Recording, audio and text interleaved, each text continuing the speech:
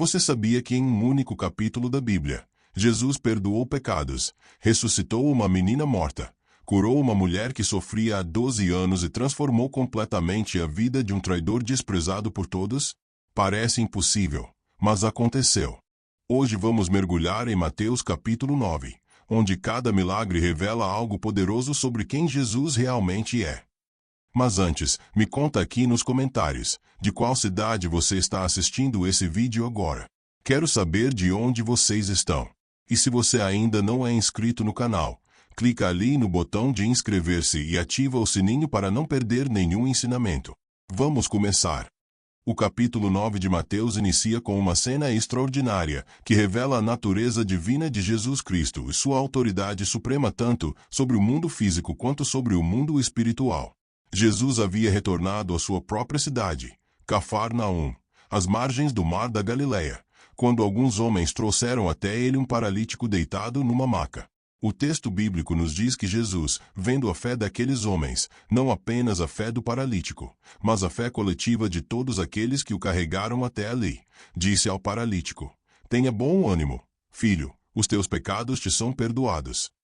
Esta declaração causou imediato tumulto entre os escribas e mestres da lei presentes. Eles começaram a raciocinar em seus corações, considerando que Jesus estava cometendo blasfêmia, pois sabiam muito bem que somente Deus tem o poder e a autoridade de perdoar pecados. Esta era uma verdade teológica fundamental no judaísmo. O pecado é primariamente uma ofensa contra Deus, e, portanto, apenas Ele pode conceder perdão verdadeiro. Os escribas estavam tecnicamente corretos em seu raciocínio teológico. O problema é que eles falharam em reconhecer quem realmente estava diante deles. Jesus, conhecendo perfeitamente os pensamentos deles, outro sinal de sua divindade, pois apenas Deus conhece os corações, respondeu diretamente aos seus questionamentos internos. Ele perguntou: "Por que vocês pensam mal em seus corações? Pois o que é mais fácil dizer, os teus pecados te são perdoados, ou dizer, levanta-te e anda?" Esta pergunta revelava a profunda sabedoria de Jesus. Do ponto de vista da declaração verbal, ambas as frases são igualmente fáceis de pronunciar. Qualquer pessoa pode dizer palavras. Mas do ponto de vista da realidade e do poder necessário para fazer essas palavras se tornarem efetivas, ambas requerem autoridade divina. O perdão dos pecados é invisível, opera no reino espiritual, e seus efeitos não podem ser imediatamente verificados por observadores externos. Já a cura física de um paralítico é imediata, visível e verificável por todos. Jesus então estabeleceu uma demonstração lógica brilhante. Ele iria provar sua autoridade invisível, perdoar pecados, através de um milagre visível, curar o paralítico. Mas, para que vocês saibam que o Filho do Homem tem na terra autoridade para perdoar pecados, disse Jesus, voltando-se então para o paralítico: "Levanta-te, toma a tua cama e vai para a tua casa." O efeito foi instantâneo e completo.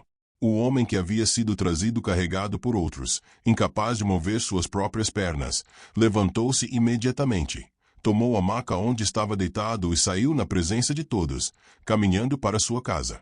As multidões que testemunharam este milagre ficaram tomadas de temor reverente e glorificaram a Deus, que havia dado tal autoridade aos homens. É interessante notar que eles glorificaram a Deus, reconhecendo que aquele poder vinha do céu, mesmo que ainda não compreendessem plenamente que Jesus era o próprio Deus encarnado. Este evento inicial de Mateus 9 estabelece um tema teológico crucial que permeia todo o capítulo. Jesus veio não apenas para curar corpos doentes, mas primariamente para curar almas doentes pelo pecado. A enfermidade física do paralítico era um símbolo visível da enfermidade espiritual universal da humanidade. Todos nós estamos, espiritualmente falando, paralisados pelo pecado, incapazes de nos mover em direção a Deus por nossos próprios esforços. Precisamos de alguém com autoridade divina que nos perdoe e nos restaure completamente. Jesus usou o título Filho do Homem ao reivindicar a autoridade para perdoar pecados. Este título tem suas raízes no livro de Daniel, capítulo 7, onde o profeta tem uma visão do Filho do Homem vindo nas nuvens do céu até o Ancião de Dias, recebendo domínio, glória e um reino eterno. Ao usar este título, Jesus estava identificando-se com esta figura divina e messiânica profetizada, alguém que possui autoridade celestial, mas que também compartilha a natureza humana. É significativo que Jesus reivindique ter esta autoridade na terra. Ele trouxe a autoridade do céu para operar no domínio terrestre. A reação dos escribas também nos ensina algo importante sobre religiosidade sem revelação. Eles conheciam perfeitamente as Escrituras, estudavam a lei de Deus diariamente. Mas quando Deus mesmo apareceu diante deles em carne humana, eles falharam em reconhecê-lo. Suas categorias teológicas eram corretas, mas seus corações estavam fechados para uma revelação nova e maior. Eles sabiam que apenas Deus perdoa pecados, mas não conseguiam aceitar que Deus havia se encarnado e estava operando entre eles.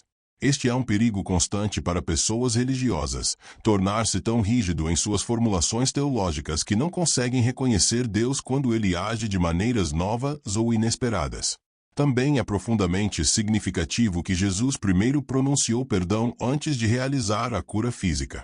Isto demonstra a prioridade das questões espirituais sobre as físicas.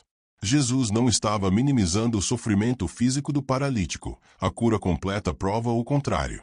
Mas ele estava ensinando que a maior necessidade humana não é a saúde física, mas a reconciliação com Deus através do perdão dos pecados. Uma pessoa pode ter um corpo perfeitamente saudável, mas estar espiritualmente morta em seus pecados.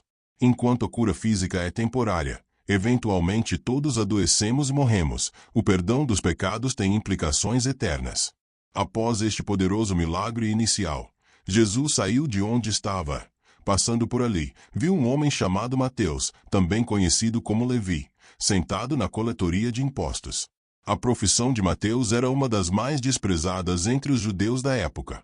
Os cobradores de impostos, ou publicanos, eram vistos como traidores de sua própria nação porque trabalhavam para o Império Romano opressor, coletando impostos de seus compatriotas judeus para financiar a máquina imperial que os subjugava.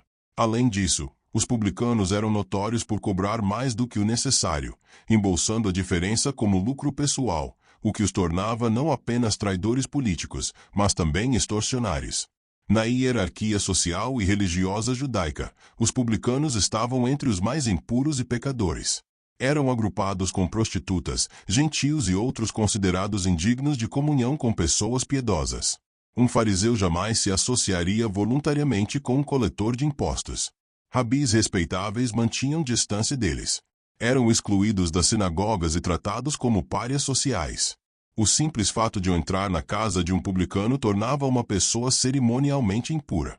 Este era o contexto social e religioso em que Mateus vivia e trabalhava. Jesus, no entanto, não demonstrou nenhum dos preconceitos culturais de sua época. Ele olhou para Mateus não com desprezo ou condenação, mas com um convite transformador. Com apenas 2 palavras, siga-me, Jesus chamou este homem desprezado para ser um de seus discípulos mais próximos. Não houve um período probatório. Não houve condições prévias ou exigências de que Mateus primeiro se limpasse ou provasse sua dignidade. Jesus simplesmente o chamou, e a resposta de Mateus foi igualmente simples e radical. Levantando-se, Mateus o seguiu. A radicalidade desta decisão não pode ser subestimada. Mateus deixou para trás não apenas um emprego, mas uma carreira lucrativa. Ao contrário de pescadores como Pedro, Tiago e João, que poderiam teoricamente retornar à sua profissão anterior se necessário, um coletor de impostos que abandonasse seu posto não teria como voltar, a posição seria imediatamente preenchida por outra pessoa. Mateus estava queimando suas pontes, fazendo uma escolha irreversível. Ele trocou segurança financeira e uma vida previsível, ainda que socialmente desprezível, por um futuro completamente incerto seguindo um rabi itinerante. O que motivou esta resposta imediata? O texto não nos diz explicitamente, mas podemos inferir alguns elementos. Primeiramente, deve ter havido algo na presença e nas palavras de Jesus que comunicou aceitação total. Mateus, acostumado a ser evitado, desprezado e condenado, de repente encontrou alguém que o olhava com dignidade e o convidava para algo maior. Em segundo lugar, é provável que Mateus já tivesse ouvido falar de Jesus e testemunhado alguns de seus ensinos ou milagres. Cafarnaum não era uma cidade grande, e as notícias sobre Jesus já se espalhavam rapidamente pela região. Quando o chamado veio, Mateus pode já ter estado preparado interiormente para responder. Mateus então fez algo característico de alguém genuinamente transformado pelo encontro com Jesus. Ele organizou uma grande celebração em sua casa e convidou Jesus para ser o convidado de honra. Mas ele não parou por aí. Mateus também convidou seus amigos e colegas, outros publicanos e pecadores, pessoas que, como ele, viviam à margem da sociedade religiosa respeitável. Esta foi uma decisão profundamente significativa.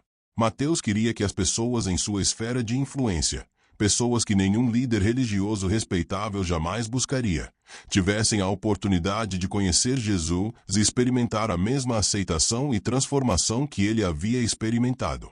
A cena dessa refeição deve ter sido extraordinária. Jesus, o rabi reverenciado, reclinado à mesa com uma coleção de pessoas consideradas as escórias da sociedade.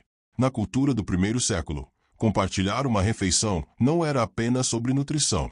Era um ato profundamente simbólico de comunhão, aceitação e associação íntima. Comer com alguém significava validar essa pessoa, aceitar sua companhia, considerar-se igual a ela. Jesus, ao receber o convite de Mateus e recorrer-se com publicanos e pecadores, estava fazendo uma declaração teológica e social radical. Os fariseus, sempre vigilantes e críticos, não tardaram em expressar sua indignação. No entanto, é interessante notar que eles não confrontaram Jesus diretamente. Em vez disso, dirigiram-se aos discípulos de Jesus: por que o mestre de vocês come com publicanos e pecadores? Esta pergunta carregava uma acusação implícita. Ao associar-se com pecadores, Jesus estava se contaminando e desqualificando-se como mestre religioso legítimo. Para os fariseus, santidade significava separação, manter-se distante da impureza e do pecado. Jesus ouviu a pergunta e respondeu diretamente, com uma ilustração médica brilhante: os saudáveis não precisam de médico, mas sim os doentes.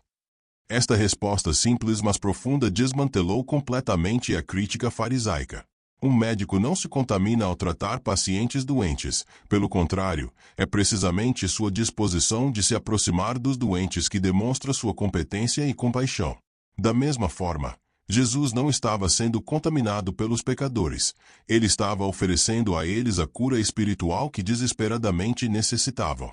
Jesus então prosseguiu com uma citação do profeta Oséias: vão e aprendam o que significa misericórdia quero, e não sacrifício. Esta citação foi particularmente cortante porque expunha a hipocrisia farisaica. Os fariseus eram meticulosos em suas observâncias religiosas externas. Sacrifícios, jejuns, lavagens cerimoniais, dízimos detalhados, mas falhavam completamente em demonstrar o coração de Deus, que é caracterizado por misericórdia e compaixão pelos perdidos. Eles conheciam as Escrituras intelectualmente, mas não entendiam seu significado mais profundo. Jesus estava essencialmente dizendo: vocês precisam ir para casa e realmente estudar o que Deus está dizendo através dos profetas, porque vocês perderam completamente.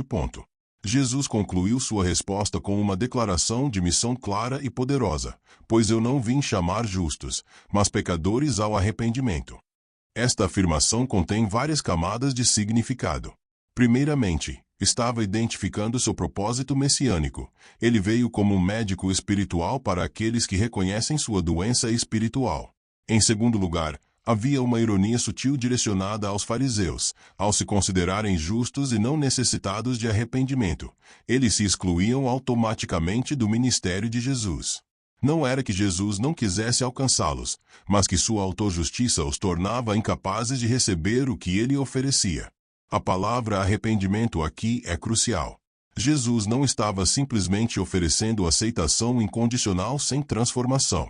Ele chamava pecadores ao arrependimento, uma mudança fundamental de mente e direção de vida. Mateus respondeu a este chamado não apenas deixando sua coletoria, mas reorientando completamente sua vida em torno de Jesus. O arrependimento genuíno não é meramente sentir remorso pelos pecados passados, é uma transformação radical de identidade, valores e propósitos de vida.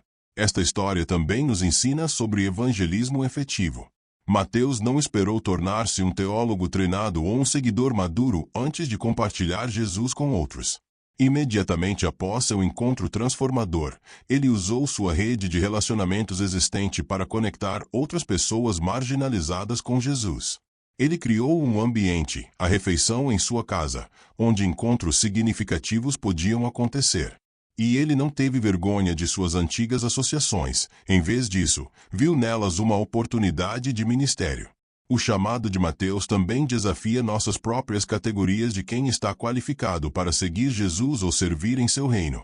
A igreja contemporânea às vezes réplica os preconceitos farisaicos, criando hierarquias implícitas ou explícitas de quais pecadores são aceitáveis e quais são irreparáveis.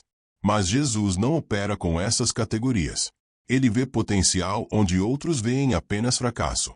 Ele oferece chamados onde outros oferecem apenas condenação.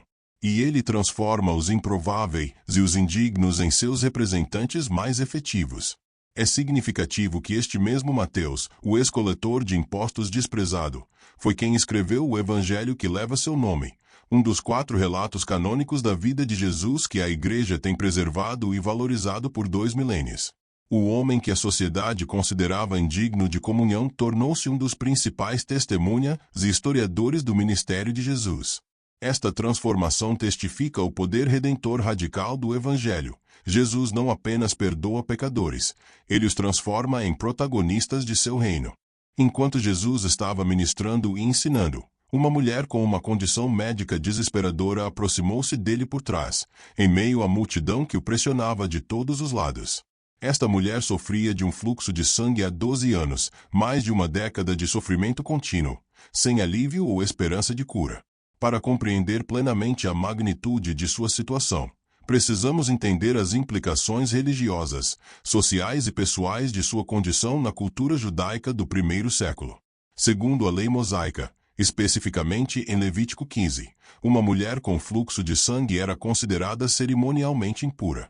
Durante seu período menstrual normal, ela era impura por 7 dias. Mas no caso de um fluxo de sangue que continuasse além desse período, a impureza persistia enquanto durasse a condição. Isto significava que esta mulher estava em um estado de impureza cerimonial contínua há 12 anos. Qualquer coisa que ela tocasse tornava-se impura. Qualquer pessoa que a tocasse tornava-se impura. Ela não podia participar de atividades religiosas no templo ou sinagoga. Ela não podia ter contato físico normal com sua família ou amigos sem contaminá-los cerimonialmente. As consequências sociais eram devastadoras. Ela vivia em isolamento forçado, uma espécie de quarentena permanente. Se fosse casada quando a condição começou, é provável que seu marido a tivesse se divorciado, pois a lei permitia divórcio por motivos de impureza persistente. Ela não podia abraçar seus filhos, se os tivesse. Não podia sentar-se em lugares públicos sem contaminar o assento. Tinha que anunciar sua condição para que outros pudessem evitar contato inadvertido com ela. Era uma existência profundamente solitária e humilhante.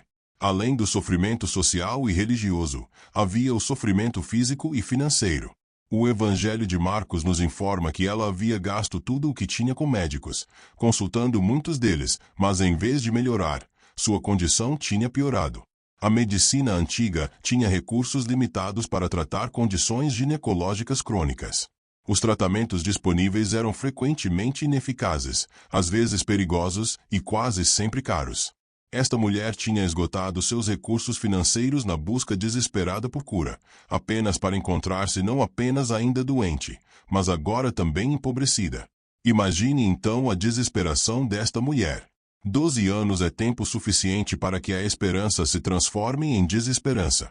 Ela havia tentado tudo dentro dos canais convencionais sem sucesso. A medicina tinha falhado.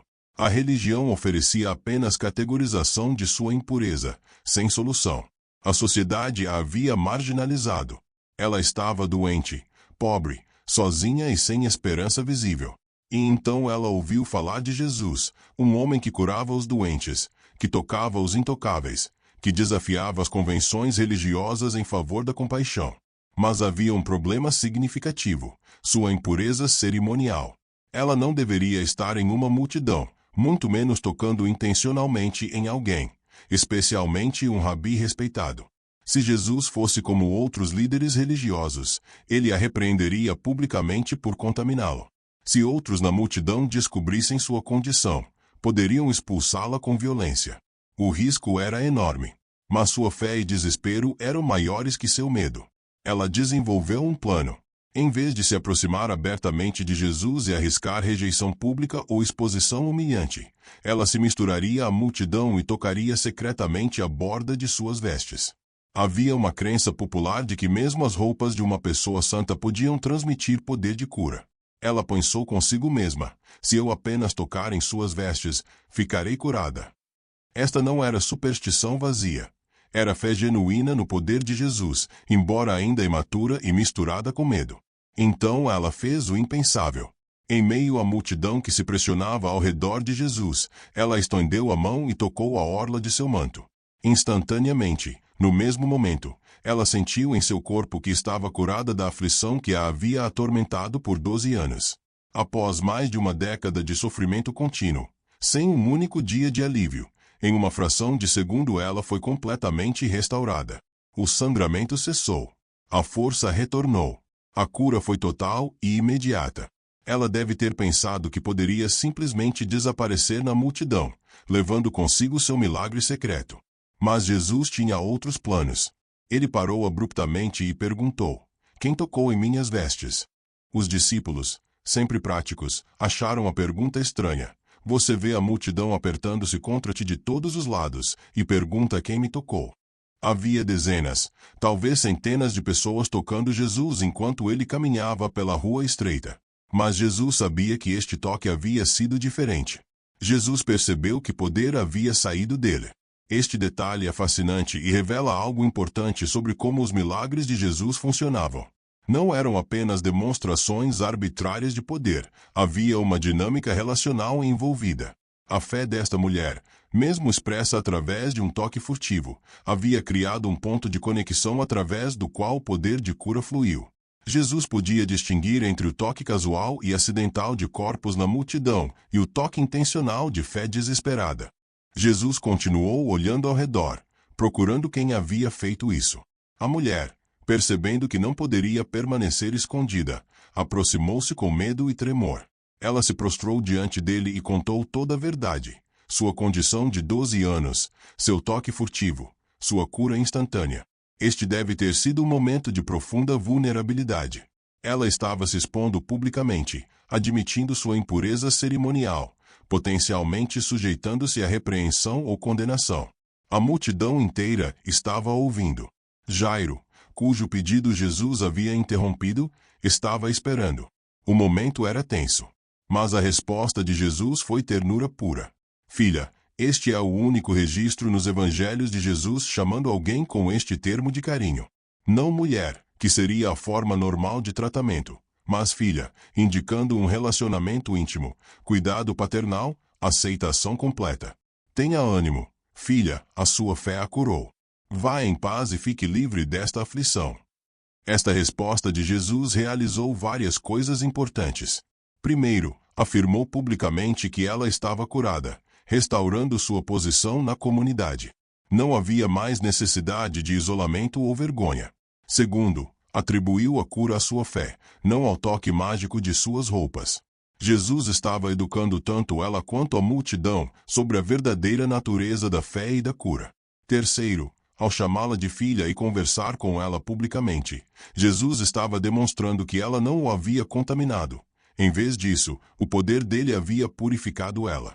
A frase "vá em paz", em hebraico, shalom, significa muito mais que ausência de conflito. Shalom é plenitude, integridade, bem-estar completo em todas as dimensões, físico, emocional, espiritual, relacional.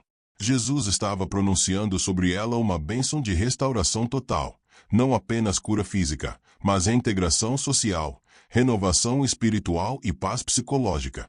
Ela não receberia apenas seu corpo de volta, ela receberia sua vida de volta. A história desta mulher nos ensina várias lições profundas. Primeiro, Jesus honra a fé genuína, mesmo quando expressa imperfeita ou timidamente. Ela não tinha uma compreensão teológica sofisticada. Seu plano de tocar secretamente as vestes de Jesus mostrava que ela ainda operava com elementos de superstição popular. Mas sob essas imperfeições estava uma fé genuína no poder de Jesus para curá-la, e Jesus honrou essa fé. Segundo, Jesus se recusa a permitir que permanecemos no anonimato quando ele nos toca. A mulher queria uma cura secreta, mas Jesus insistiu em um encontro público. Isto não foi crueldade, foi amor. Ela precisava mais do que cura física. Ela precisava de restauração relacional e dignidade pública. Ao forçá-la a se identificar, Jesus lhe deu oportunidade de testemunhar, a validou publicamente, e assegurou que todos soubessem que ela agora estava limpa e poderia ser reintegrada na comunidade. Terceiro, nenhum caso é demasiado crônico ou complicado para Jesus. 12 anos é muito tempo. A medicina havia falhado. Outros curandeiros não tinham ajudado. Mas o que é impossível para os homens é possível para Deus. Jesus pode curar o que ninguém mais pode curar, pode alcançar onde ninguém mais pode alcançar, pode restaurar o que ninguém mais pode restaurar. Quarto, Jesus não tem medo da nossa impureza. A mulher temia que seu toque contaminasse Jesus, mas o oposto aconteceu. O toque de Jesus a purificou. Isto é uma verdade profunda sobre o Evangelho. Quando nos aproximamos de Jesus com nossa confusão, nossos pecados, nossas feridas e nossas falhas, não o contaminamos. Em vez disso, sua pureza, poder e graça fluem para nós, transformando-nos de dentro para fora. Finalmente, esta história nos lembra que Jesus vê e valoriza aqueles que a sociedade marginaliza. Esta mulher era invisível para a maioria, uma pária ritual, uma pessoa a ser evitada. Mas ela não era invisível para Jesus. Ele parou toda a sua agenda, mesmo quando havia outras urgências, Jairo esperando ansiosamente, para dar atenção completa a esta mulher esquecida. No reino de Jesus, não há pessoas descartáveis ou menos importantes. Cada pessoa tem valor infinito e merece dignidade e atenção. Enquanto Jesus ainda estava falando com a mulher que havia sido curada do fluxo de sangue, chegaram mensageiros da casa de Jairo, um dos principais da sinagoga. Anteriormente, Jairo havia vindo até Jesus com um pedido desesperado. Sua filha de 12 anos estava à beira da morte, e ele implorou que Jesus viesse e colocasse as mãos sobre ela para que fosse curada e vivesse. Jesus havia concordado e estava a caminho da casa de Jairo, quando foi interrompido pela mulher com fluxo de sangue. Imagine a agonia de Jairo durante aquela interrupção. Sua filha estava morrendo. Cada segundo contava. Quando a mulher tocou Jesus e ele parou para identificá-la e conversar com ela, minutos preciosos estavam passando. Jairo deve ter estado internamente gritando: "Continue andando. Minha filha não pode esperar." Mas ele demonstrou contenção notável, não pressionando Jesus ou repreendendo a mulher. Talvez ele compreendesse que, se Jesus podia curar esta mulher com uma condição de 12 anos, ele certamente poderia ajudar sua filha também. Ou talvez ele simplesmente confiasse em Jesus o suficiente para permitir que ele operasse em seu próprio ritmo. Mas então o pior aconteceu. Enquanto Jesus ainda estava falando, mensageiros da casa de Jairo chegaram com a notícia devastadora: "Tua filha morreu. Por que incomodas ainda o mestre?" Esta mensagem carregava não apenas a tragédia da perda, mas também uma suposição. Agora que a menina havia morrido, não havia mais nada que Jesus pudesse fazer. Era tarde demais. A janela de oportunidade havia se fechado. Jesus era visto como um curador de doentes, não um ressuscitador de mortos. Jesus, ouvindo a conversa, imediatamente voltou-se para Jairo e disse: "Não temas, crê somente." Esta instrução simples mas profunda foi dada no momento de maior desespero de Jairo. Seu pior pesadelo havia se concretizado. Sua única filha, o texto em Lucas especifica que ela era filha única, havia morrido. Todo pai pode imaginar a dor dilacerante daquele momento. E naquele momento de agonia absoluta, Jesus pediu fé. Não temas, crê somente. Esta instrução revela algo importante sobre a natureza da fé bíblica. Fé verdadeira não é a ausência de medo, é escolher confiar em Jesus apesar do medo. Fé verdadeira não é baseada em circunstâncias favoráveis. É precisamente quando as circunstâncias são mais sombrias que a fé é mais necessária e mais significativa. Jesus não estava minimizando a dor de Jairo ou dizendo que o medo era irracional. Ele estava convidando Jairo a confiar nele além do que os olhos podiam ver, além do que a lógica ditava, além do que a experiência comum sugeria ser possível. Jesus prosseguiu em direção à casa de Jairo, mas não permitiu que todos o acompanhassem. Ele levou consigo apenas Pedro, Tiago e João, seus 3 discípulos mais próximos.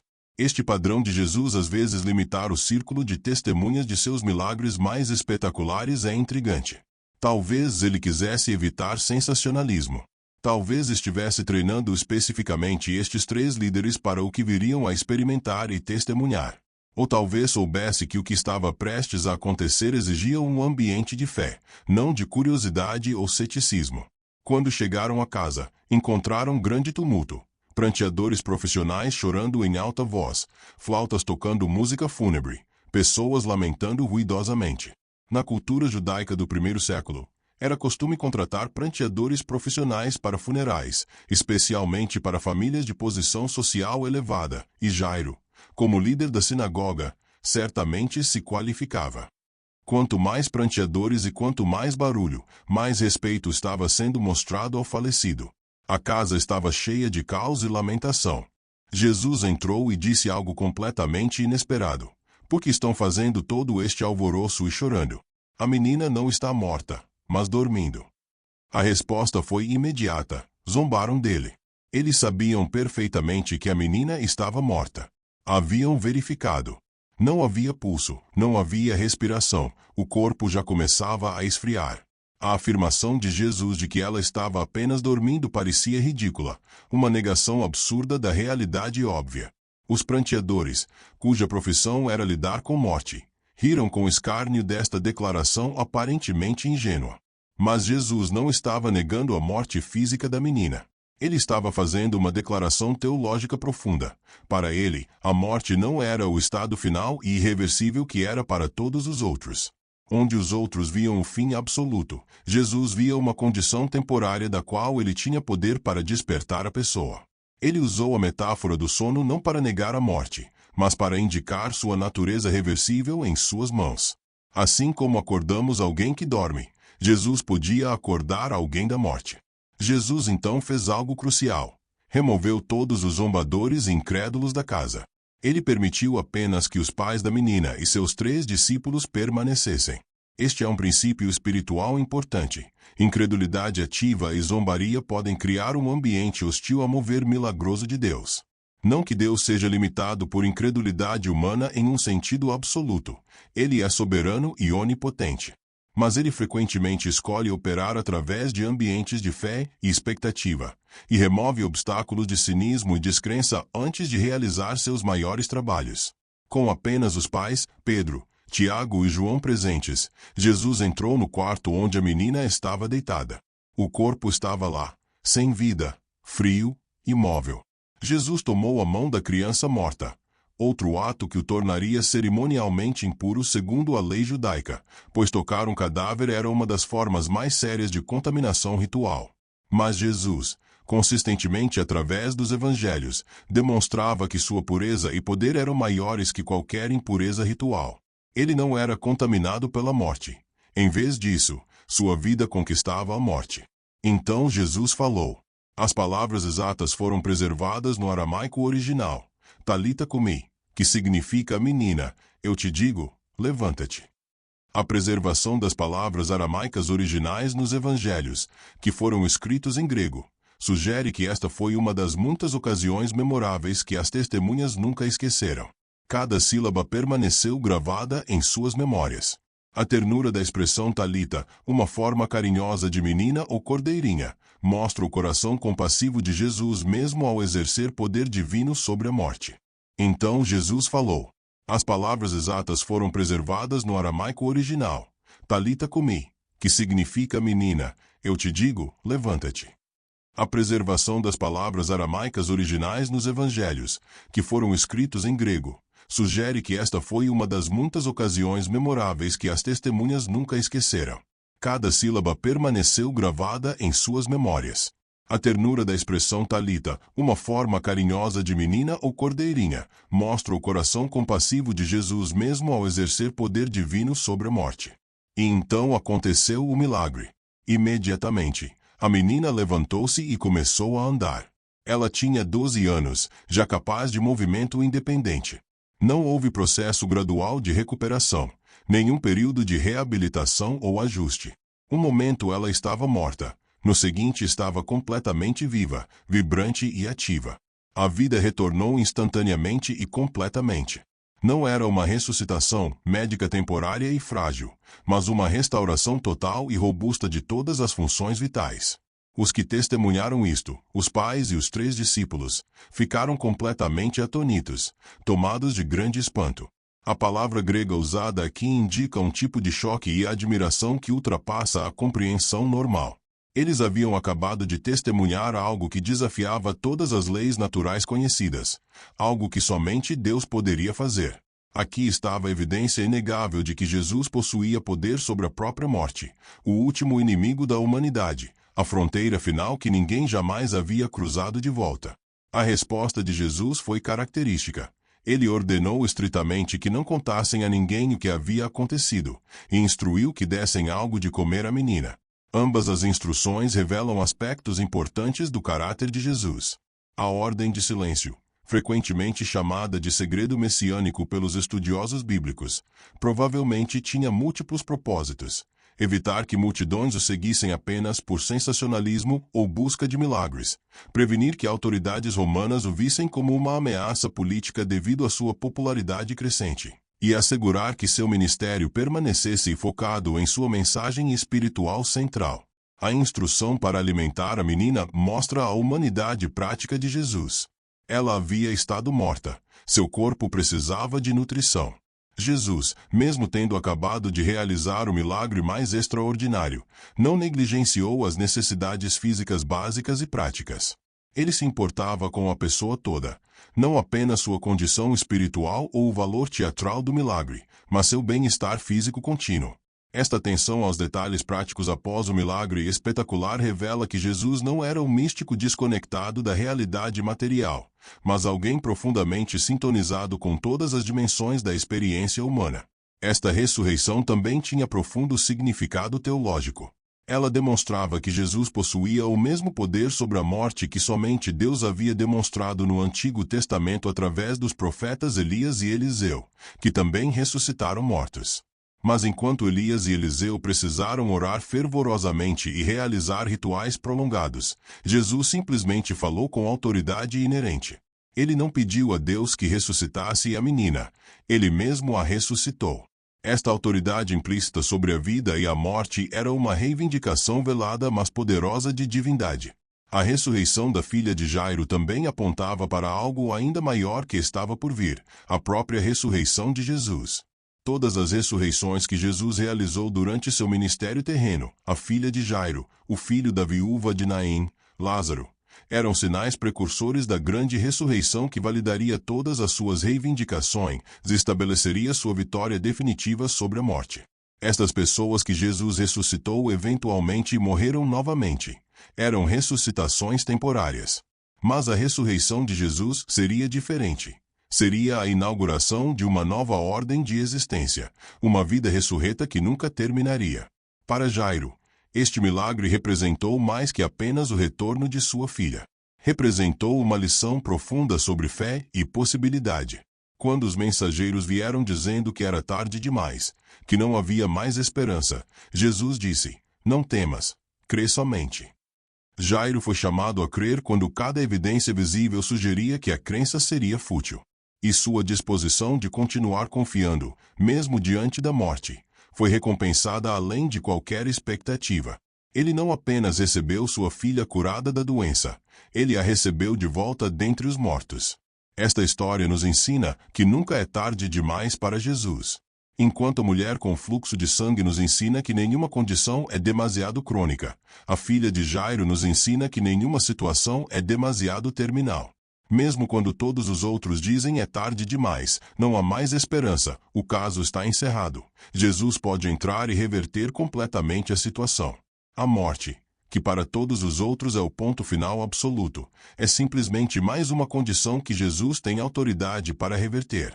A história também demonstra a importância de persistir na fé através das demoras e interrupções. Jairo teve que esperar enquanto Jesus ministrava à mulher com fluxo de sangue. Aquela demora deve ter parecido catastrófica, e de fato, humanamente falando, custou a vida de sua filha. Mas Jesus estava no controle de todo o processo. A demora não era descuido ou falta de preocupação, estava dentro do plano maior.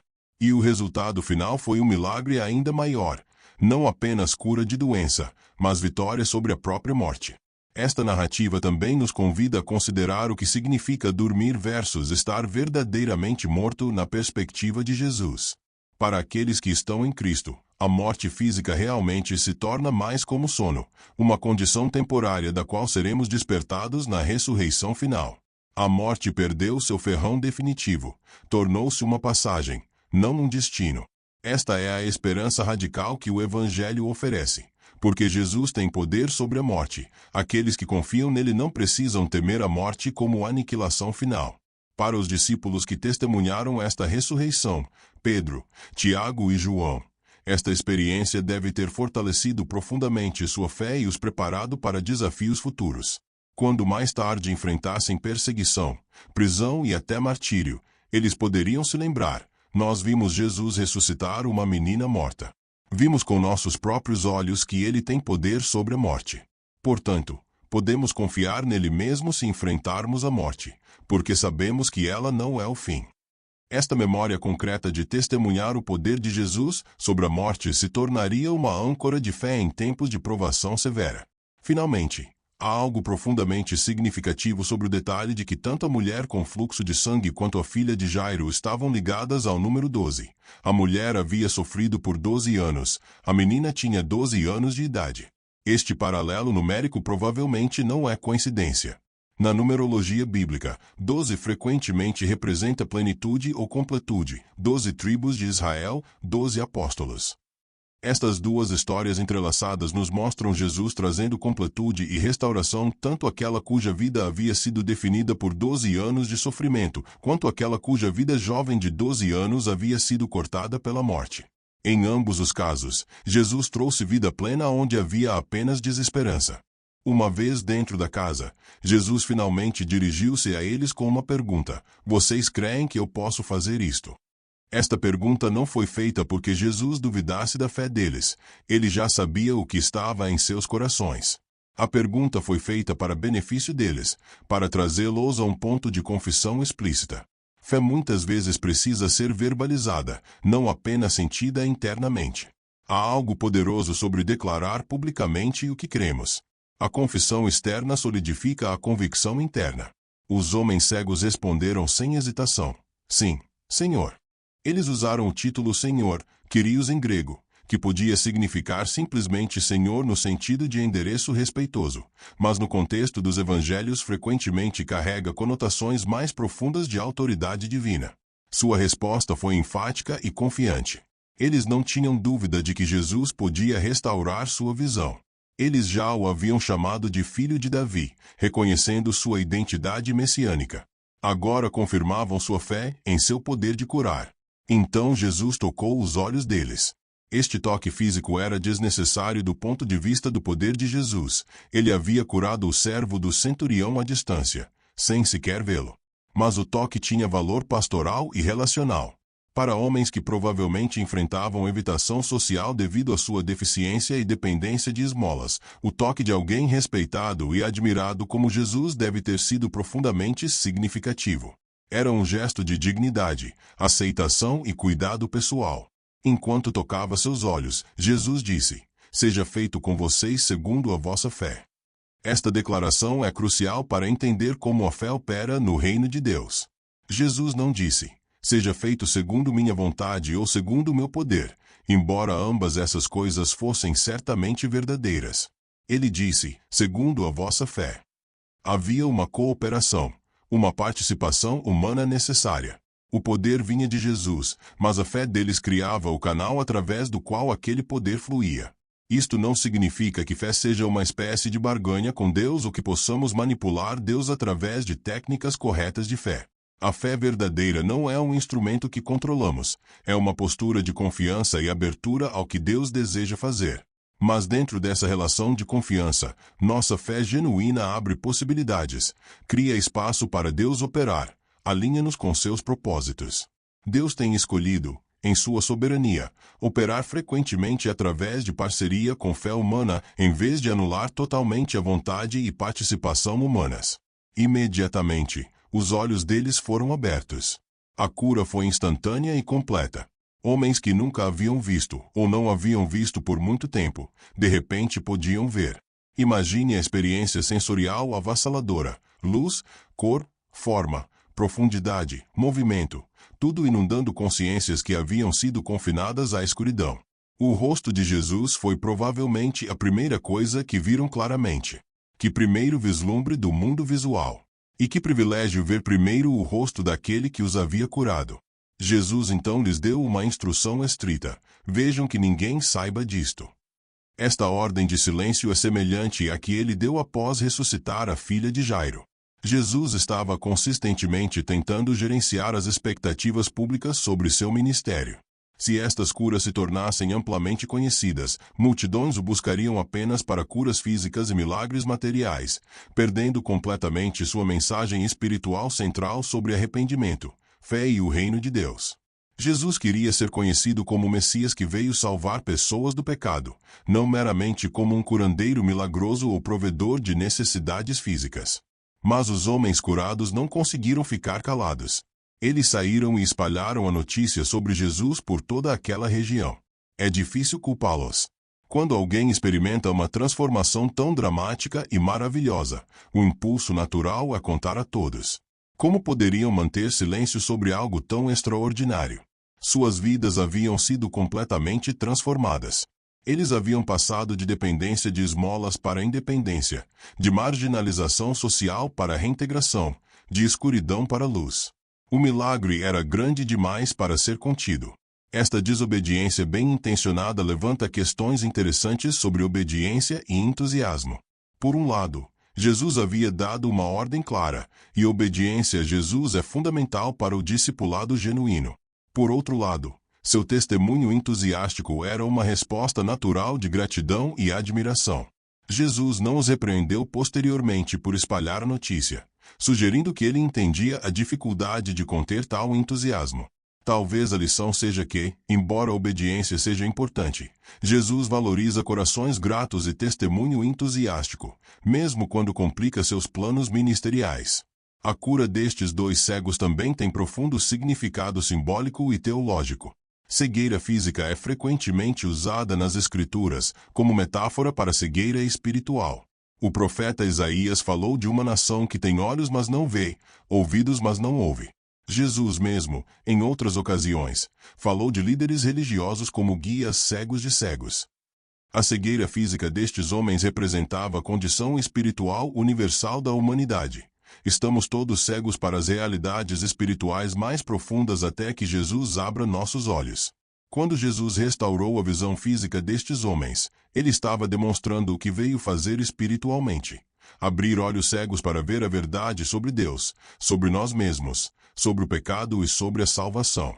O profeta Isaías havia profetizado que quando o Messias viesse, os olhos dos cegos serão abertos. Isaías 35:5.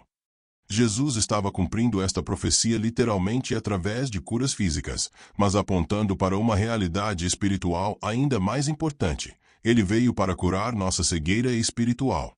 Paulo mais tarde escreveria que o Deus deste século cegou os entendimentos dos incrédulos, 2 Coríntios 4:4, e que somente Deus pode fazer resplandecer a luz do conhecimento da glória de Deus na face de Jesus Cristo em nossos corações escurecidos. A conversão cristã é frequentemente descrita em termos de iluminação: ter olhos abertos, receber luz, ver claramente pela primeira vez. Todo cristão é, em certo sentido, como estes homens cegos que clamaram a Jesus e receberam visão. A história também nos lembra que Jesus é capaz de curar deficiências que parecem permanentes e irreversíveis. Cegueira na antiguidade era geralmente considerada incurável. A medicina não tinha tratamentos eficazes para a maioria das causas de cegueira. Uma pessoa nascia cega ou tornava-se cega, e essa era sua condição para o resto da vida. Mas Jesus podia restaurar o que nenhum médico poderia restaurar. Da mesma forma, há áreas em nossas vidas que parecem permanentemente quebradas, feridas além de reparo, perdidas além de recuperação. Mas nada é impossível para Jesus. Ele pode restaurar o que parece irremediavelmente perdido. Mal haviam os dois cegos saído quando trouxeram a Jesus um homem que era mudo e também possuído por demônio.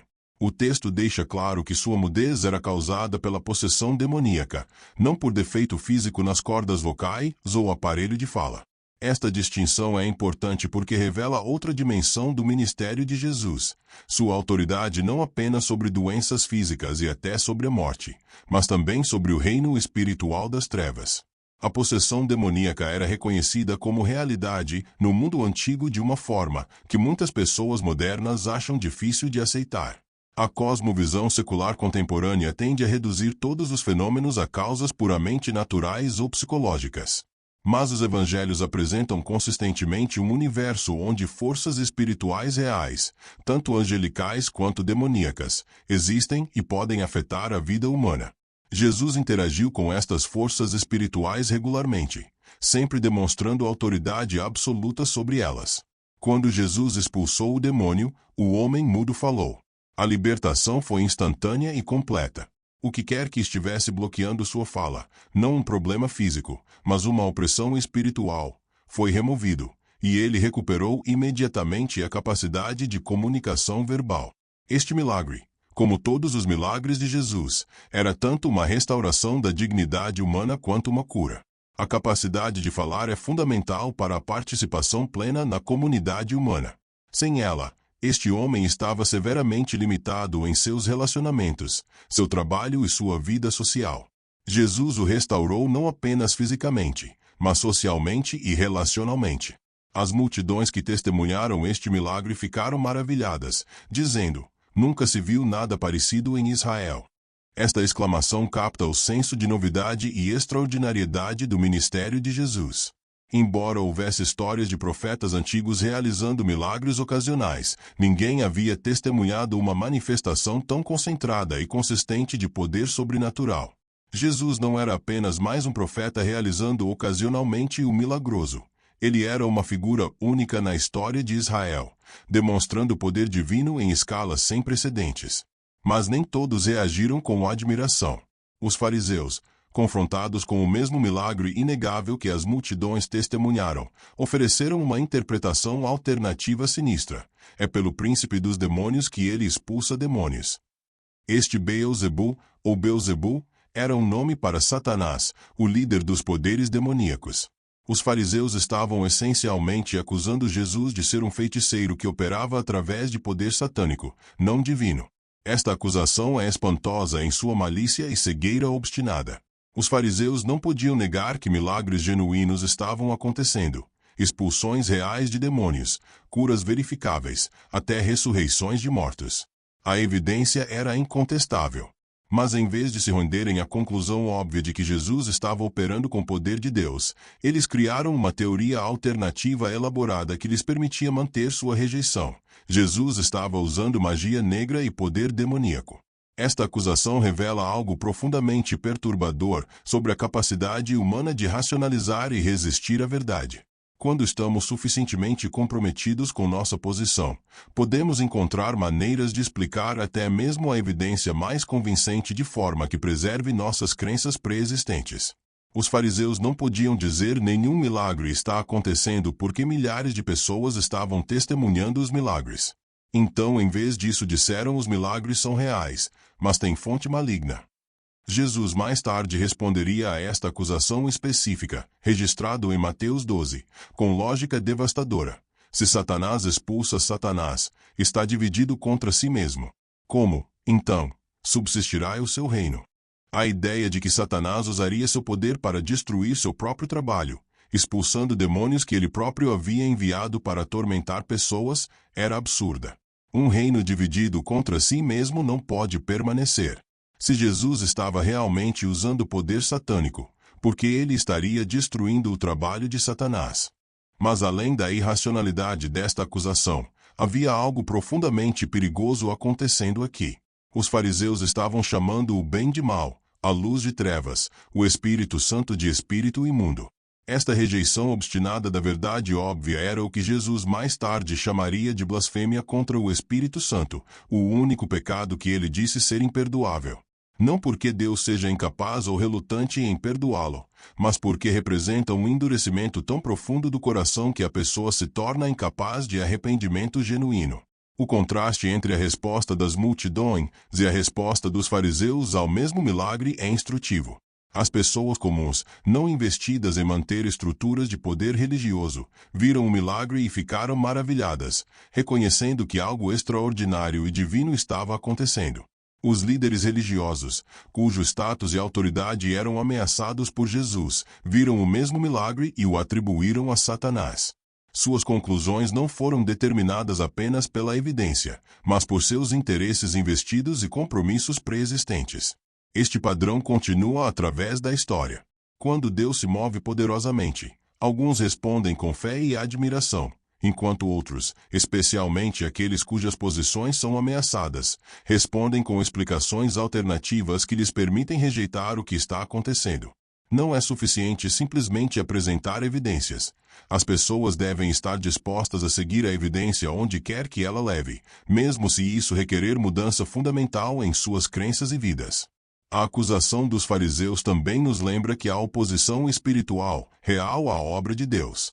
Quando Jesus opera poderosamente, quando vidas são transformadas, quando o reino de Deus avança, podemos esperar resistência não apenas da indiferença humana ou incompreensão, mas de forças espirituais ativas que se opõem ao trabalho de Deus. Paulo mais tarde escreveria: nossa luta não é contra carne e sangue, mas contra principados e potestades, Efésios 6:12. No entanto, a história também nos assegura da vitória de Jesus sobre todas as forças demoníacas. Ele expulsou o demônio facilmente, sem luta prolongada ou esforço visível.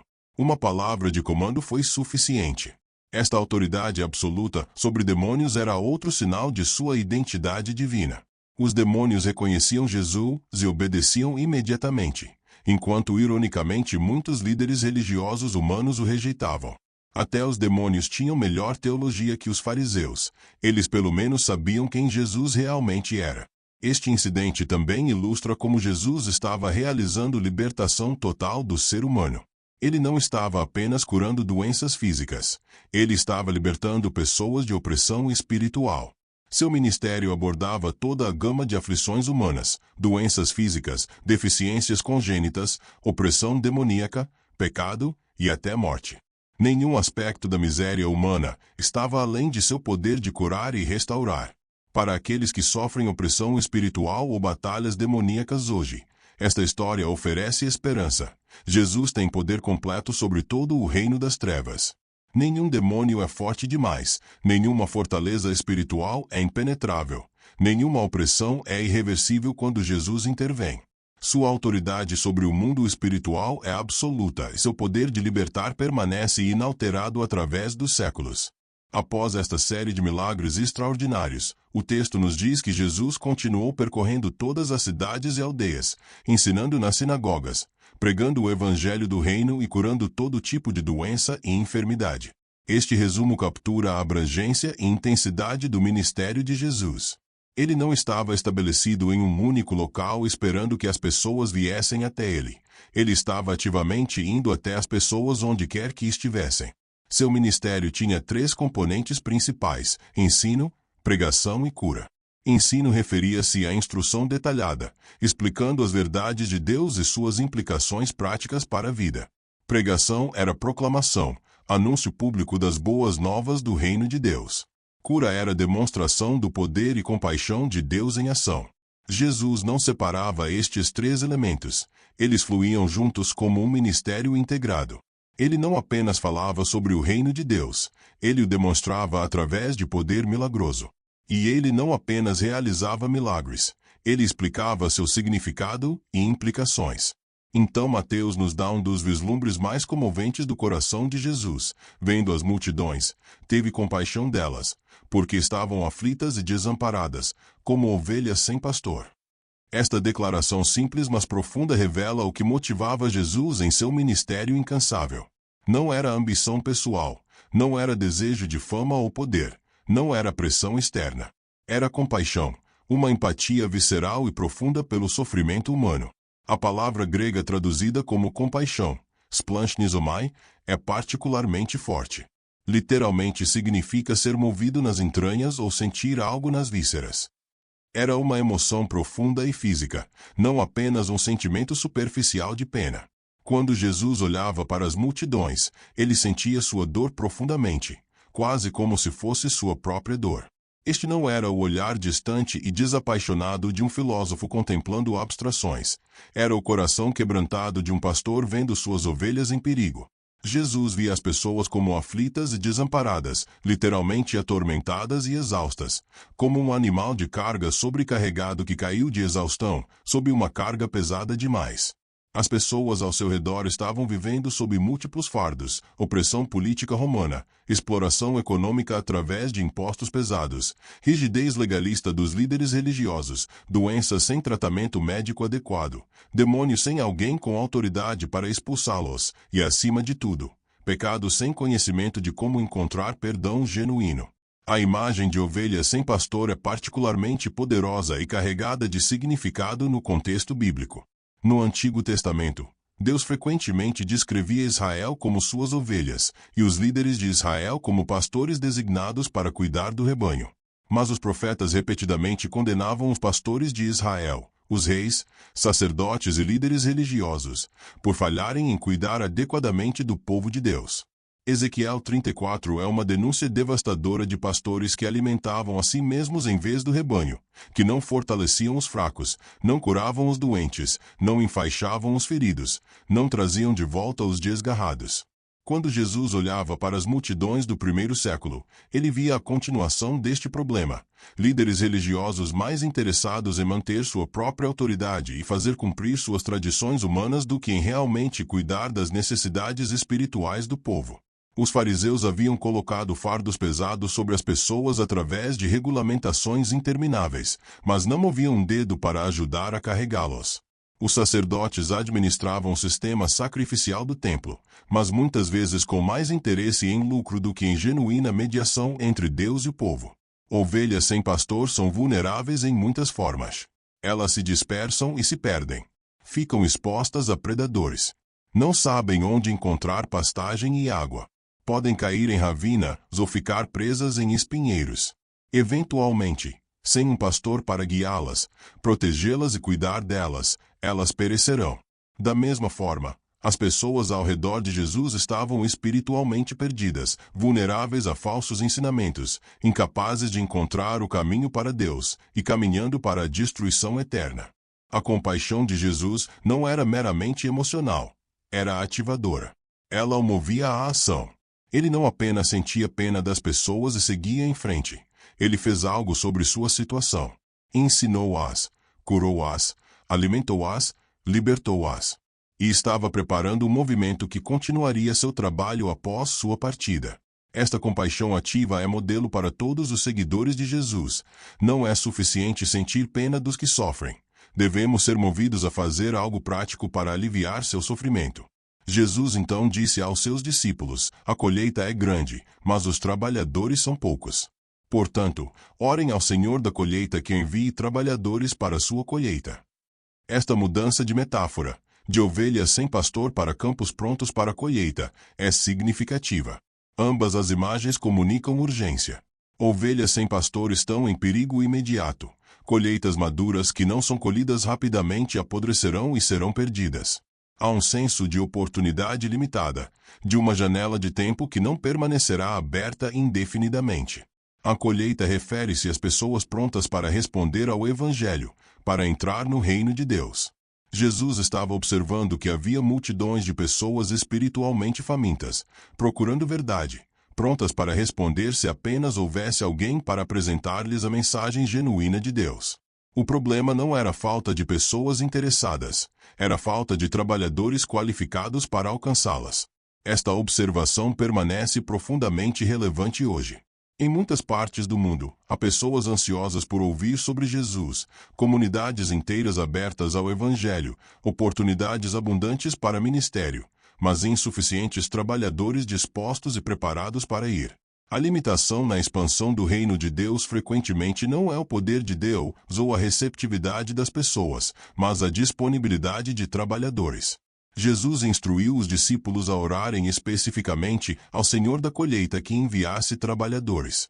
Este título enfatiza a soberania de Deus sobre toda a operação de alcançar o mundo com o Evangelho. É sua colheita, não nossa. Ele é quem chama e envia trabalhadores. Nosso papel é reconhecer a necessidade, orar para que Ele levante trabalhadores, e estar dispostos quando Ele nos chama. É interessante que Jesus não disse, portanto, tornem-se trabalhadores ou, portanto, contratem mais pessoal ou, portanto, desenvolvam melhores programas. Ele disse, orem. A oração é o ponto de partida para a missão efetiva. Antes de estratégias, antes de programas, antes de orçamentos e logística, deve haver oração, reconhecimento de nossa dependência completa de Deus para levantar, preparar e enviar trabalhadores para sua colheita. No entanto, há também uma ironia intencional aqui. Jesus estava falando com aqueles que em breve seriam enviados como trabalhadores. No próximo capítulo de Mateus, vemos Jesus comissionando os 12 discípulos e enviando-os para ministrar. Quando oramos, Senhor, envie trabalhadores, frequentemente a resposta de Deus é, estou enviando você.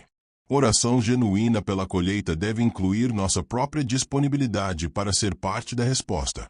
A natureza dos trabalhadores que Jesus tinha em mente também é significativa. Ele não estava procurando apenas profissionais religiosos ou pessoas com credenciais teológicas impressionantes. Os 12 que ele escolheu eram em sua maioria pescadores comuns, um cobrador de impostos e outros sem treinamento religioso formal. O que os qualificava não era educação ou status social, mas sua disposição de seguir Jesus, aprender dele e obedecer seus comandos. Isto não significa que treinamento e preparação sejam desnecessários. Jesus passou aproximadamente 3 anos treinando intensivamente os 12 antes de enviá-los sem sua presença física. Mas qualifica quem pode ser um trabalhador, não é limitado aos profissionalmente religiosos ou socialmente privilegiados. Qualquer pessoa disposta a aprender e obedecer pode tornar-se um trabalhador efetivo na colheita de Deus. A imagem da colheita também implica que há trabalho real e muitas vezes difícil envolvido. Colher não é uma atividade passiva ou contemplativa. Requer esforço físico, persistência, trabalhar sob o sol quente, longas horas e foco intenso. Da mesma forma, o trabalho de alcançar pessoas com o Evangelho não é fácil. Requer sacrifício, perseverança através de dificuldades, disposição de trabalhar quando é inconveniente, e dedicação sustentada através do tempo. Jesus também estava estabelecendo um padrão para como o reino de Deus avançaria. Não primariamente através de estruturas políticas ou poder militar, não através de riqueza ou influência social, mas através de trabalhadores indo pessoa por pessoa, comunidade por comunidade, compartilhando o Evangelho e demonstrando o poder do reino de Deus. Este seria um movimento de base, dependente de pessoas comuns dispostas a serem usadas por Deus. A urgência na declaração de Jesus, a colheita é grande, mas os trabalhadores são poucos, também nos lembra que há consequências reais quando não respondemos ao chamado. Ovelhas sem pastor perecem. Colheitas não colhidas apodrecem e são perdidas. Pessoas sem acesso ao Evangelho permanecem em trevas espirituais. Há implicações eternas ligadas à nossa disposição ou relutância em responder ao chamado de Jesus para sermos trabalhadores em sua colheita. Este segmento de Mateus 9 nos confronta com perguntas importantes. Temos a mesma compaixão pelas pessoas perdidas e sofridas que Jesus tinha. Vemos as multidões ao nosso redor, em nossos locais de trabalho, vizinhanças, escolas, cidades, como Jesus as via, aflitas e desamparadas, como ovelhas sem pastor. Estamos orando ao Senhor da colheita que envie trabalhadores. E estamos nós mesmos disponíveis para ser parte da resposta a essas orações?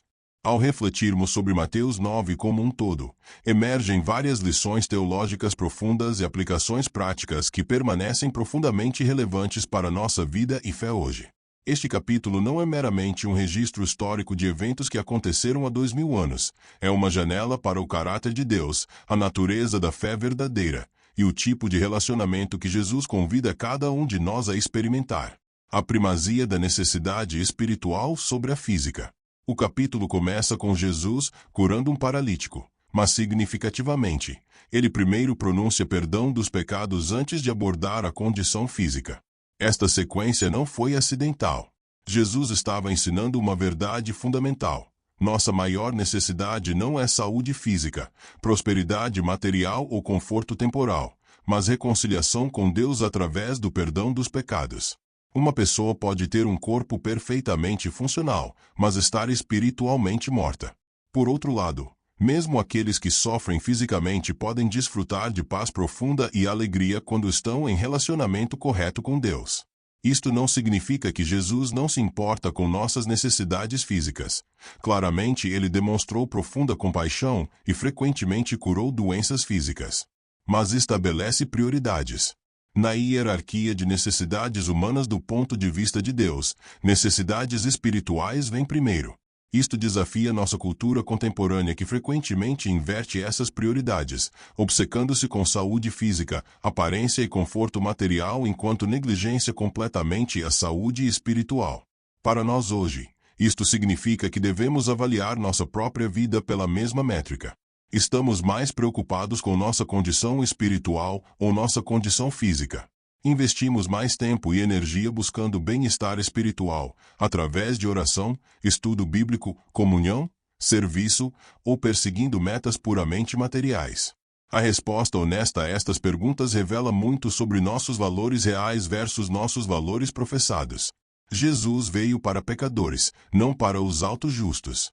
O chamado de Mateus e a subsequente refeição com publicanos e pecadores ilustram vividamente que o Evangelho é primariamente para aqueles que reconhecem sua necessidade espiritual. Jesus declarou explicitamente: não vim chamar justos, mas pecadores ao arrependimento. A ironia, claro, é que não há pessoas genuinamente justas no sentido de não necessitarem de perdão. Todos pecaram e carecem da glória de Deus. Mas há aqueles que reconhecem sua condição pecaminosa e aqueles que se enganam pensando que são espiritualmente saudáveis. Os fariseus representavam a segunda categoria. Eles haviam construído uma justiça baseada em conformidade externa a regras religiosas, e isto cegou para sua verdadeira condição espiritual. Mateus e seus colegas publicanos, por outro lado, eram obviamente pecadores aos olhos de todos, incluindo eles mesmos. Paradoxalmente, isto os colocava em melhor posição para receber a graça de Jesus porque não estavam negando sua necessidade dela. Esta verdade permanece relevante hoje. A pessoa com maior probabilidade de experimentar a transformação do Evangelho não é aquela com o histórico religioso mais impressionante ou maior conformidade externa a expectativas religiosas, mas aquela que honestamente reconhece: eu sou um pecador que precisa desesperadamente da graça de Deus. A igreja deve ser um hospital para pecadores, não um museu para santos. Devemos criar ambientes onde pessoas podem honestamente reconhecer suas lutas, falhas e pecados sem medo de condenação, sabendo que encontrarão aceitação e caminhos para a cura. Fé como o canal através do qual o poder de Deus flui. Através de múltiplas histórias em Mateus 9, vemos o papel crucial da fé. Jesus disse à mulher com fluxo de sangue: tua fé te curou. Ele perguntou aos homens cegos: vocês creem que eu posso fazer isto? Ele disse a Jairo: não temas, crê somente. Em cada caso, a fé humana foi o fator-chave que abriu a porta para a intervenção divina. Mas o que exatamente é esta fé que Jesus valoriza tanto? Não é certeza intelectual ou ausência de dúvidas. Jairo estava claramente aterrorizado quando recebeu notícias da morte de sua filha, mas Jesus não o repreendeu pelo medo. Ele o encorajou a continuar crendo apesar do medo. A mulher com fluxo de sangue tinha compreensão teológica imperfeita, pensando que o toque físico das vestes de Jesus tinha poder mágico, mas Jesus honrou sua fé mesmo assim. Fé verdadeira, como demonstrada em Mateus 9, tem várias características. É orientada a Jesus, não é fé em fé, mas fé especificamente em Jesus e seu poder. É ativa, move as pessoas a buscar Jesus, persistir através de obstáculos, arriscar exposição social. É humilde, reconhece completa dependência de Jesus sem capacidade de autorresgate. É persistente, não desiste facilmente quando não há resposta imediata. E é transformadora. resulta em mudança real de vida, não apenas assentimento intelectual a proposições teológicas. Para nós hoje, isto significa que fé não é sobre ter todas as respostas teológicas corretas ou nunca experimentar dúvidas. É sobre continuar voltando-nos para Jesus em meio a nossas incertezas, continuar confiando nele quando as circunstâncias parecem desesperadoras, e permitir que nosso encontro com ele transforme como realmente vivemos. Jesus não conhece fronteiras sociais ou categorias de intocáveis. Através de Mateus 9, vemos Jesus repetidamente cruzando fronteiras sociais e religiosas que outros não cruzariam. Ele tocou um paralítico, potencialmente tornando-se cerimonialmente impuro. Ele chamou um cobrador de impostos desprezado e comeu com pecadores notórios. Ele permitiu que uma mulher com fluxo de sangue, ritualmente impura, o tocasse. Ele entrou na casa de Jairo onde havia um cadáver, definitivamente tornando-o impuro. Ele recebeu homens cegos mendigos que a sociedade marginalizava. Em cada caso, em vez de Jesus ser contaminado pela impureza deles, seu poder e pureza fluíram para eles, transformando suas condições. Esta é uma verdade profunda sobre como a graça opera. Ela não é contaminada pelo pecado, ela transforma o pecador. Não é enfraquecida pela impureza, ela purifica o impuro. Isto contradiz a lógica religiosa comum que diz: mantenha-se afastado dos pecadores para não ser contaminado. Jesus demonstrou o oposto: aproxime-se dos pecadores para que possam ser transformados. Para a igreja hoje, isto tem implicações radicais. Estamos realmente refletindo a acessibilidade de Jesus? Ou criamos nossas próprias categorias de pessoas que são muito pecadoras ou muito diferentes ou muito complicadas para serem bem-vindas? Jesus não tinha tais categorias. Sua mesa estava aberta a todos dispostos a vir com fé e humildade. Nossa comunidade eclesial deve refletir esta mesma abertura radical. Compaixão que leva à ação. A compaixão de Jesus pelas multidões não era meramente sentimental, era vigorosamente ativa. Quando ele viu as pessoas como ovelhas sem pastor, não apenas suspirou simpaticamente e seguiu em frente. Ele ensinou, curou, libertou, alimentou e eventualmente enviou seus discípulos para estenderem este ministério. Compaixão genuína sempre leva à ação concreta. Muitas pessoas hoje sentem compaixão por várias causas: pobreza, injustiça, sofrimento, doenças. Mas a compaixão permanece abstrata e não resulta em envolvimento pessoal real. A compaixão de Jesus nos desafia a ir além de sentimentos para ação sacrificial. Isto pode significar usar nosso tempo para servir outros, nossos recursos para suprir necessidades, nossas habilidades para construir e curar, nossa voz para defender os marginalizados. O reino de Deus avança através de pessoas comuns empoderadas por Deus. Os trabalhadores que Jesus estava recrutando para sua colheita não eram os obviamente qualificados segundo padrões humanos. Eram pescadores, cobradores de impostos, pessoas sem credenciais impressionantes. Mas transformados pelo encontro com Jesus e empoderados pelo Espírito Santo, eles viraram o mundo de cabeça para baixo. O padrão continua hoje. Deus frequentemente escolhe os fracos, os improváveis, os descartados pela sociedade para realizar seus propósitos mais significativos.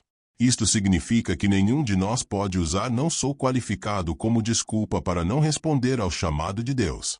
Você pode não ter educação teológica formal, plataforma social, habilidades impressionantes ou recursos abundantes.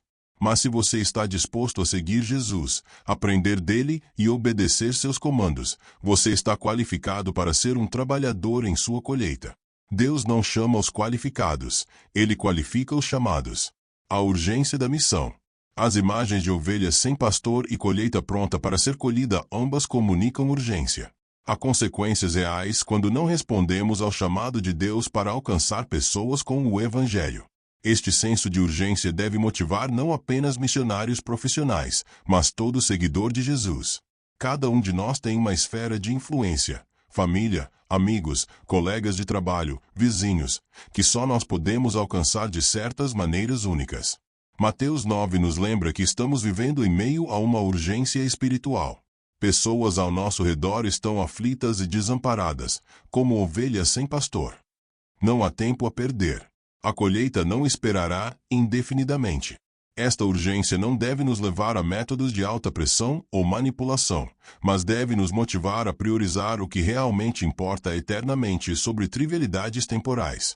A interconexão de perdão, cura e libertação. Finalmente, Mateus 9 nos mostra que Jesus veio para trazer restauração holística. Ele perdoou pecados, curou doenças, expulsou demônios, ressuscitou mortos. Ele não tratou apenas uma dimensão do ser humano, mas nos abordou em nossa totalidade, espírito, alma e corpo. A salvação que Jesus oferece não é meramente um bilhete para o céu quando morrermos, mas transformação abrangente começando agora e culminando na ressurreição final, quando receberemos corpos glorificados. Isto significa que viver como seguidor de Jesus deve envolver atenção a todas as dimensões da vida humana. Devemos nos preocupar com saúde espiritual, através de relacionamento vital com Deus, saúde emocional e psicológica, através de renovação de mentes e cura de feridas, saúde física, através de mordomia sábia de nossos corpos, e libertação de fortalezas espirituais que nos prendem. O Evangelho toca tudo.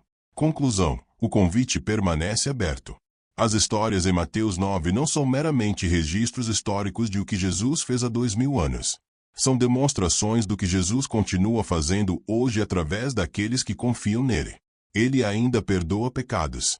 Ainda cura os quebrantados de coração. Ainda chama os improváveis. Ainda demonstra compaixão pelos perdidos. Ainda empodera pessoas comuns para fazerem trabalho extraordinário. E ele ainda convida: venham a mim, todos os que estão cansados e sobrecarregados. Não importa qual seja a sua história. Paralítico espiritual incapaz de se mover em direção a Deus, marginalizado social como Mateus, sofredor crônico como a mulher com fluxo de sangue, pai desesperado como Jairo, espiritualmente cego como os mendigos, oprimido por forças demoníacas, ou simplesmente parte das multidões desorientadas como ovelhas sem pastor. Jesus o vê, se importa profundamente com você, e tem poder para transformar completamente sua situação. A pergunta não é se Jesus é capaz ou está disposto. Mateus 9 demonstra inequivocamente ambos. A pergunta é se viremos a Ele com fé simples, reconhecendo nossa necessidade e confiando em seu poder e graça. O mesmo Jesus que disse ao paralítico: teus pecados estão perdoados, que chamou Mateus para segui-lo, que disse à mulher: tua fé te curou, que ressuscitou a filha de Jairo, e que abriu os olhos dos cegos, está estendendo o mesmo convite e oferecendo a mesma transformação hoje. Viremos a Ele. E sabe qual é a verdade mais impactante de Mateus 9? Jesus não mudou.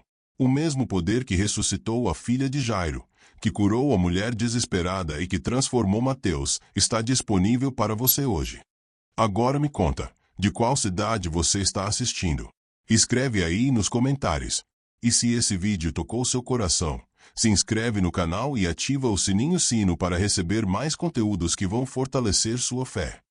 Lembre-se, não importa há quanto tempo você está sofrendo, quão perdido você se sente, ou quão tarde parece ser, para Jesus nunca é tarde demais. Ele vê você, se importa com você, e tem poder para transformar completamente a sua história. Até o próximo vídeo.